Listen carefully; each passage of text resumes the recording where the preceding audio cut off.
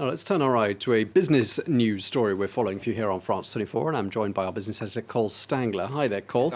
Now, you've been looking at a string of bills over voting rights in the United States, and they're putting some large companies in a rather complicated situation. Tell us a bit more. Yeah, really, these companies trying to balance their commitments to social justice alongside their interest in protecting their bottom line. And, well, it's getting harder and harder for them to do so. A flashpoint is in the state of Georgia after it went for Joe Biden in last year's presidential election. Republicans who control state government have passed a sweeping new election law that would make voting by mail harder and impose new ID restrictions.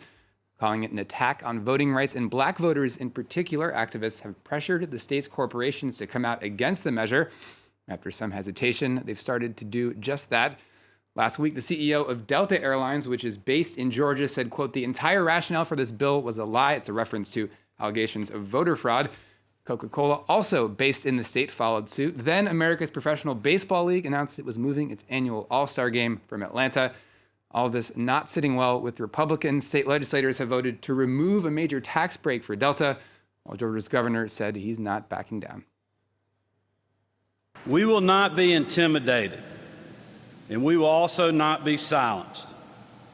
Major League Baseball, Coca-Cola, and Delta may be scared of Stacey Abrams, Joe Biden, and the left, but I am not, and we are not as well. Georgians and all Americans should know what this decision means.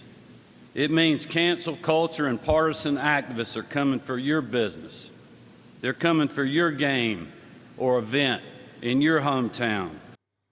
Okay, so the governor of Georgia saying he's not backing down. Worth pointing out, though, Cole, that it isn't just Georgia.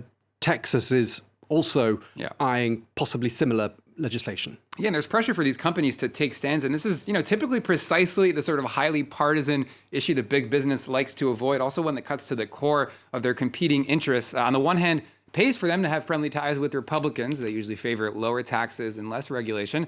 On the other hand, brands want to maintain a socially conscious image. Bills in Texas making it hard for firms to do both those things at once, with a couple big names coming out against Republican efforts to restrict voting. Last week, American Airlines said it was, quote, strongly opposed to this bill, and others like it.